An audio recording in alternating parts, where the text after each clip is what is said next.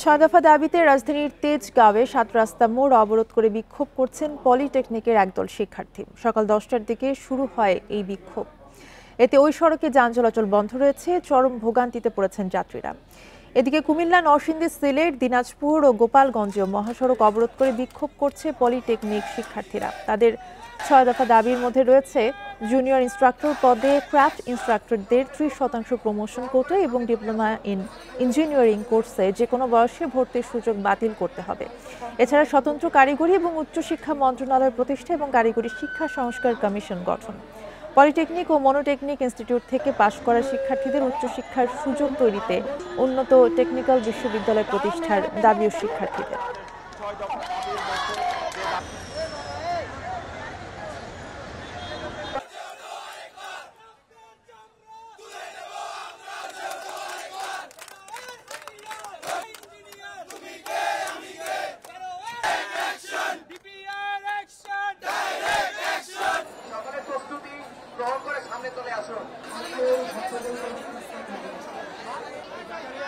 কথা বলার সুযোগ করে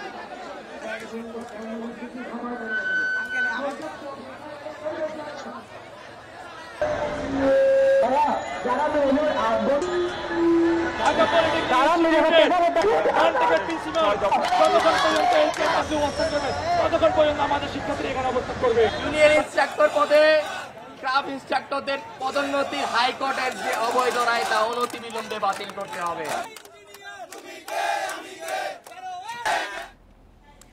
এ বিষয়ে আরো জানাতে ঢাকা, চট্টগ্রাম এবং রাজশাহী থেকে যোগ দিচ্ছেন সহকর্মীরা। শুরুতেই বনি ইবনে কামাল আমাদেরকে জানাবেন। বনি, আপনি জানাবেন যে পুরো রাস্তা কিন্তু অবরোধ করে শিক্ষার্থীরা বিক্ষোভ করছেন, সড়কে ভোগান্তি কেমন দেখছেন?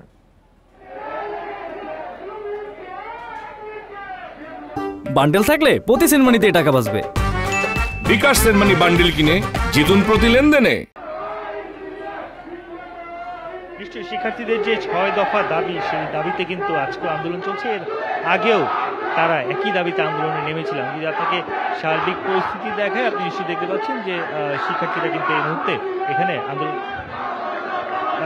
এখানে আন্দোলন করছে। এবং এই যে শিক্ষার্থীদের যে আন্দোলন, সেই আন্দোলনের ফলে কিন্তু আমরা দেখতে পাচ্ছি যে শুধুমাত্র যে তেজগাঁ সড়কেই যান চলাচল বন্ধ হচ্ছে ঠিক এমন নয়। তেজগাঁর ভিতরে যে অন্যান্য সড়কগুলো রয়েছে, আশপাশের যে সড়ক রয়েছে সেগুলোতেও কিন্তু আসলে গাড়ি চলাচল বন্ধ রয়েছে। তবে শিক্ষার্থীরা বলছেন যে আসলে তাদের যে দাবি, সেই দাবি মেনে নেওয়া হলেই তারা এখান থেকে সরে যাবেন। তাদের যে মূলত 6টি দাবি রয়েছে, তার মধ্যে একটি দাবির মধ্যে সবচেয়ে বড় বা অন্যতম যে দাবি, সেটি হচ্ছে যারা এতদিন ল্যাব টেকনিশিয়ান হিসেবে পরিচিত ছিল, যাদেরকে আসলে ক্রাফট ইনস্ট্রাক্টর বলা হতো, তাদেরকে জুনিয়র ইনস্ট্রাক্টর পদে হাইকোর্ট থেকে স্বীকৃতি দেওয়া হয়েছে। এবং এই হাইকোর্ট থেকে স্বীকৃতি যেটা দেওয়া হয়েছে সেটি আসলে তারা বাতিলের দাবি জানাচ্ছেন। অর্থাৎ কেউ যেন সেই পদে থাকতে না পারে, তাদেরকে অপসারণ করতে হবে। এছাড়াও তাদের অন্যান্য যে অন্যতম যে দাবিগুলো রয়েছে, সেই দাবির মধ্যে এমনও আছে যে কোনো যে কারিগরি শিক্ষার সঙ্গে জড়িত কারিগরি বোর্ডের কেউ কিন্তু যেন নন টেকনিক্যাল পার্সন না হয়, সেই বিষয়টি নিশ্চিতেরও দাবি জানিয়েছে। আমি যদি আপনাকে একটা রাস্তার পরিস্থিতি দেখাতে চাই, আমরা কিন্তু দেখতে পাচ্ছি যে এই আন্দোলনের কারণে সড়কে ব্যাপক ধরনের ভোগান্তি এরই মধ্যে সৃষ্টি হয়েছে। বিশেষ করে 7 রাস্তায় সংযুক্ত হয় এমন যতগুলো সড়ক আছে, সড়কে কিন্তু যান চলাচল বন্ধ হয়ে গিয়েছে। আমরা যদি একটু দেখাতে চাই, আকিজের যে ইলেকট্রিক গাড়ির যে বিক্রয়োত্তর জায়গাটি রয়েছে, সেখান থেকে যে গাড়িগুলো আসলে এই 7 রাস্তার জায়গায় উঠে, সেই সড়কটিও কিন্তু বন্ধ করে দেওয়া হয়েছে। মূল সড়কের দুই পাশ তো বন্ধ আছে, এছাড়াও অলিগলি, যেসব অলিগলি থেকে এসে প্রধান সড়কে ওঠা যায়, সেই সড়কগুলো বন্ধ করে দেওয়া হয়েছে। পাশাপাশি শুধুমাত্র যে সড়ক বন্ধ করেছে এমনটি নয়, ফ্লাইওভারের উপরেও কিন্তু আসলে শিক্ষার্থীরা অবস্থান নিয়েছে। এবং ফ্লাইওভারের উপরেও একটি তীব্র যানজট আমরা কিন্তু দেখতে পাচ্ছি, তীব্র যানজট সৃষ্টি হয়েছে। আমরা কিছুক্ষণ আগে আসলে ধারণা নেওয়ার চেষ্টা করছিলাম যে কতটুকু দূর পর্যন্ত এই যানজট ছড়িয়ে পড়েছে। আমরা যতটুকু দেখতে পাচ্ছি যে বেইলি রোড পর্যন্ত, এই যে বেইলি রোড থেকে তেজগাঁর দিকে আসার যে মূল সড়কটি, পুরো সড়কটি আসলে একেবারেই কলাপস করেছে, একেবারেই যান চলাচল বন্ধ হয়েছে। আমরা সাধারণ মানুষের সঙ্গে কথা বলছিলাম, তারা বলছিলেন যে আসলে আন্দোলনের জন্য অন্য কোনো পদ্ধতি বা অন্য কোনো পন্থা বেছে নিলে শিক্ষার্থীরা, সেই ক্ষেত্রে তাদের জন্য এই ভোগান্তিটা হয়তো হতো না। তারা এই দাবিটাও কিন্তু জানিয়েছেন। আমরা বিভিন্ন বাসের যারা চালক রয়েছে, গণপরিবহনের চালক, তাদের সঙ্গেও কথা বলার চেষ্টা করেছিলাম। তারাও কিন্তু একই কথা বলছিলেন যে আসলে এই যে আন্দোলন, এই আন্দোলনের ফলে তাদের মধ্যে এক ধরনের সীমাহীন ভোগান্তি সৃষ্টি হচ্ছে। তবে শিক্ষার্থীরা এই ভোগান্তির কথা স্বীকারও করছেন। তারা বলছেন যে তাদের দাবি মেনে নেওয়া মাত্রই তারা আসলে এই পুরো সব যে অবস্থান কর্মসূচি বা অবরোধ সেটি কিন্তু তারা তুলে নেবেন। শুধুমাত্র তেজগাঁয়ের এই জায়গায় এই অবস্থা এমনটি কিন্তু নয়। আমরা খবর পেয়েছি মোহাম্মদপুরেও অনেকটা এরকমই পরিস্থিতি আমরা এরকম জানতে পেরেছি। একইভাবে কিন্তু দেশের বিভিন্ন প্রান্তে, যেমন চট্টগ্রাম থেকে আমাদের সাথে আব্দুল্লাহ রাকিব আছেন, তিনি জানাবেন সেখানকার খবর। আব্দুল্লাহ রাকিব, আপনি জানাবেন যে 6 দফা দাবিতে যে পলিটেকনিকের শিক্ষার্থীরা বিক্ষোভ শুরু করেছেন, চট্টগ্রামের মহাসড়কও কিন্তু আটকে রেখেছেন। সেক্ষেত্রে আসলে যান চলাচল কিভাবে করছে বা সেখানকার ভোগান্তি নিয়ে জানাবেন।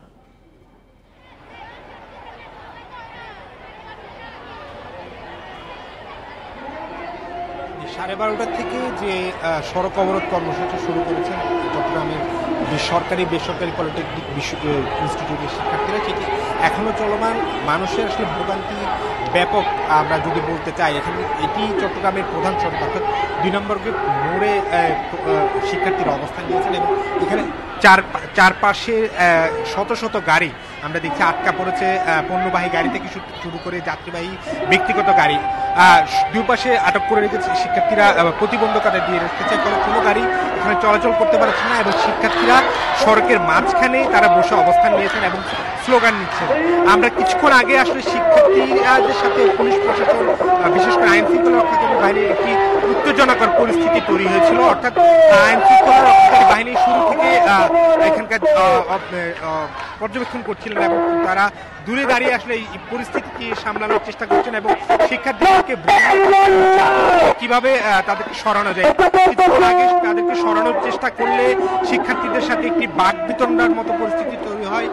তবে এখন পর্যন্ত পরিস্থিতি শান্ত রয়েছে, শিক্ষার্থীদেরকে বোঝানোর চেষ্টা করা হচ্ছে। এখানকার সাধারণ মানুষের যদি আমরা ভোগান্তির চিত্রের কথা বলি, বিভিন্ন দূর দূরান্তের মানুষ, আমরা শিশু সহ নারীদেরকে দেখছি তারা হেঁটে হেঁটে পুরো সড়ক পার হচ্ছেন এবং তাদের গন্তব্যে আছেন এবং তারা অনেকেই ক্ষোভ জানিয়েছেন যে এই ধরনের অনাহত কর্মসূচি শিক্ষার্থীদের কাছ থেকে তারা আশা করেন না। তারা বলছেন যে যৌক্তিক পর্যায়ে যে কোনো দাবি তারা চাইতেই পারেন এবং তারা শিক্ষার্থীরা বলছেন আসলে তাদের যে দাবি ছিল সেটি প্রশাসনের কাছে, কিন্তু সাধারণ মানুষকে আসলে ভোগান্তি তৈরি করে এক রকমের দুর্ভোগ তৈরি করে এই ধরনের কর্মসূচিকে তারা সাধারণ মানুষের সমর্থন করছেন না। তবে শিক্ষার্থীরা বলছে যে তাদের যে দাবিগুলো তারা বারে বারে প্রশাসনকে জানিয়ে এসেছেন। রমজান মাস জুড়ে তারা আন্দোলন করেছেন, তারা ক্লাস পরীক্ষা বর্জন করেছেন, তাদের সেই কর্মসূচিগুলো তারা সরকারের দপ্তরগুলোতে জানিয়েছেন, কিন্তু কোনো ধরনের কার্যকর ব্যবস্থা না নেওয়া তারা অনেকটা বাধ্য হয়ে সারা দেশের মতো চট্টগ্রামের শিক্ষার্থীরা এখানে অবস্থান নিয়েছেন। আমরা দেখছি শিক্ষার্থীদেরকে আশ্বস্ত করার জন্য চেষ্টা করছেন এখানকার যারা শিক্ষার্থীরা আছেন, তাদের সাথে পুলিশ প্রশাসন কথা বলার চেষ্টা করছেন। তবে কোনোভাবে তারা ছুটতে রাজি না। তাদের যে কর্মসূচি যে বিকাল 4টা পর্যন্ত, অর্থাৎ 4 ঘন্টার যে সড়ক অবরোধ কর্মসূচি সেটি তারা চালিয়ে যাবেন। তারা বলছেন যে তাদের সাথে সরকারের পক্ষ থেকে যে কোনো ধরনের যোগাযোগ এখন পর্যন্ত করা হয়নি, সেই যোগাযোগ করার আগ পর্যন্ত তারা আসলে সড়ক থেকে যাবেন না এবং তাদের যে দাবি 6 দফা দাবি, সেই দাবিগুলো তারা বাস্তবায়ন চান। আমরা এখানে দেখছি এক ধরনের উত্তেজনাকর পরিস্থিতি এখনো রয়েছে। শিক্ষার্থীদেরকে বোঝানোর চেষ্টা করা হচ্ছে প্রশাসনের পক্ষ থেকে যে তাদেরকে এই কর্মসূচি স্থগিত করে সাধারণ মানুষের যাতে দুর্ভোগ কিছুটা কমে সেটি আসলে তাদেরকে বোঝানোর চেষ্টা করছে। তবে তারা এখনো তাদের সিদ্ধান্তে অটল। তাদের যে কর্মসূচি 4 ঘন্টার যে সড়ক অবরোধ কর্মসূচি সেটি তারা চালিয়ে যাবেন। রাকিব আমাদের সাথেই থাকবেন। আমরা রাজশাহীর খবর জানবো। রাজশাহী থেকে যুক্ত আছেন সহকর্মী মুস্তাফিজুর রহমান। মুস্তাফিজ, রাজশাহীতেও কিন্তু এই অবরোধ চলমান রয়েছে, পলিটেকনিকের শিক্ষার্থীরা বিক্ষোভ করছেন, সেখানেও এই বিক্ষোভের প্রভাব আসলে কতটা পড়েছে রাজশাহীতে?